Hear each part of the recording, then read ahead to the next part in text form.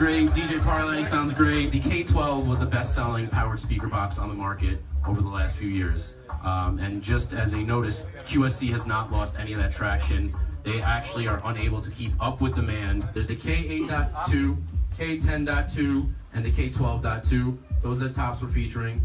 They're all 2,000 watts. The 8-inch .2 is an 8-inch speaker. 10 is obviously 10-inch, and the 12 is obviously 12-inch. The difference between them all is that they're all the same wattage, but the difference is the angle of dispersion of the sound. So the 8-inch is going to actually have the widest angle of dispersion, but the 12-inch is going to have the narrowest angle of dispersion of sound, but it will actually throw the sound the farthest. Now, at the same time, I also don't want you to think you're losing that much sound coverage based on the angle dispersion, because even though the 8-inch has the widest angle, the 12-inch speaker is a bigger speaker itself, so the angle is already sort of extended at the same time. So even though you're losing a little bit of coverage, the higher or the larger speaker you go, it's still going to throw farther, and because the width of the speaker extends, you're not losing as much as the angle actually would suggest. So a lot of the differences they made were smart changes. They didn't make changes just to make changes. Instead of now all switches and just knobs, they actually made it a graphic user interface, and it actually has some safeguards in it so that you don't accidentally change things that you didn't want to. You don't switch it from mic to line and blow out everyone's ears or vice versa. So let's say if you're actually trying to change it from mic to line, before you do that, it will ask you, are you sure? Because sometimes you're not so sure. The presets are different, so they're offering you more presets now, where previously they really only have normal and deep mode, or with or without a sub. Everyone knows and loves deep mode. They didn't get rid of it, they just changed it to a different preset mode, which is now called dance mode. Again, that's just going to put on a bunch of low-end, heavy bass for you. They have other presets like live, or live bright. They have a studio monitor mode. Let's say you actually want to plug a handheld microphone directly into it. There's a handheld mode. Let's say you want to plug a guitar or a keyboard directly into it. You have presets for all those things. They actually have 3 crossover points. So if you're using it with a sub, they have 3 crossover points for you to use. And it actually tells you if you're using it with a QSC sub, which crossover point to use. You may not be able to see it from where you are, but there's 4 little screw holes over there. And they made an accessory called the LOC panel, which just means lockout controls. Because sometimes the people operating the speakers shouldn't have control. So essentially it's just a panel that screws in over there, and it acts as a security panel, and then you can't touch the presets, you can't touch the volume. All you have access to at that point are the inputs and outputs and the power button.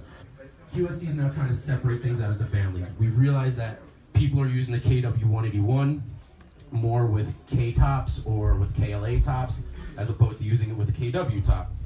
We've noticed that people are using the KS212C, the new cardioid, with KW or K.2. So we don't necessarily want you to think that you have a KW181, you have to use it with a KW top or a KW152, or you have the K sub, you have to use it with a K.2. We don't want, QSC doesn't want that sort of little outdated mentality. So now there's the K.2 series of family, the KW tops family, and now it's going to be all KS, which is essentially K sub. So there's still the KW181. The new sub is the KS212C, and actually probably in about less than a month they're going to start shipping another new sub called the KS112. KS112 is going to be very similar to the K sub in size. However, it's going to be a single 12-inch sub, but it's going to be way more powerful and way more musical than the K sub ever could be. And the KS112 is actually going to be a really nice price point of $999 when it does come out.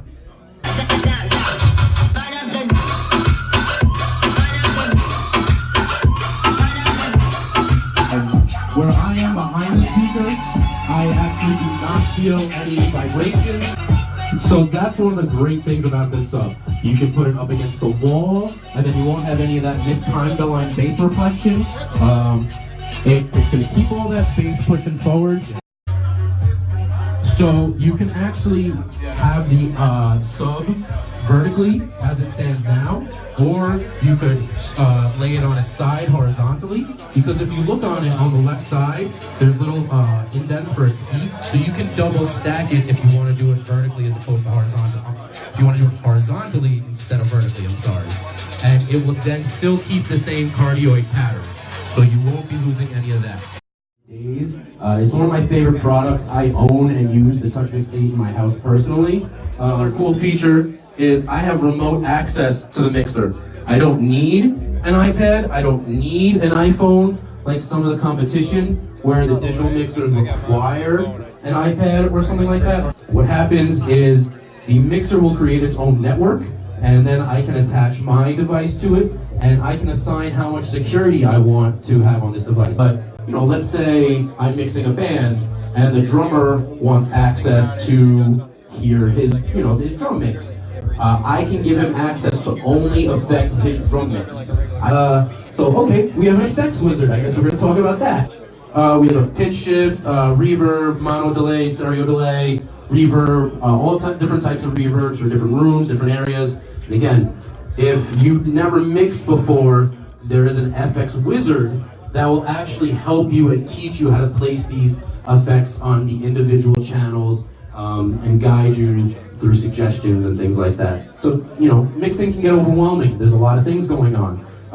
Let's say you're trying to do something with your EQ, but you don't know what kind of shape you want, or how hard of a shape, or what sort of frequency you're really looking to boost or decrease. Well, you have all those options to get very specific in there, or you could be in the simple mode, which will just let you sort of look at highs, mids, and lows, as opposed to specific frequencies to adjust sounds.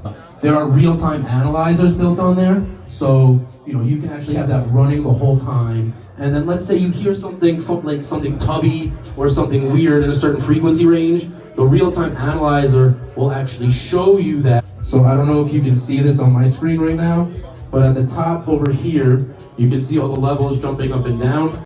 Now let's say I notice something in there that shouldn't be there. I can find that specific frequency and cut it out, or maybe I don't have enough of that specific frequency and I can boost it up. Another actually really cool feature on this mixer is the anti-feedback wizard. All you gotta do is hit the anti-feedback wizard. You can do it manually. You can run through each frequency, find the feedback, pull it out yourself, or you can let the wizard find it and it'll just notch it out. You can also do live recording directly to a hard drive with this mixer. They have what's called scenes.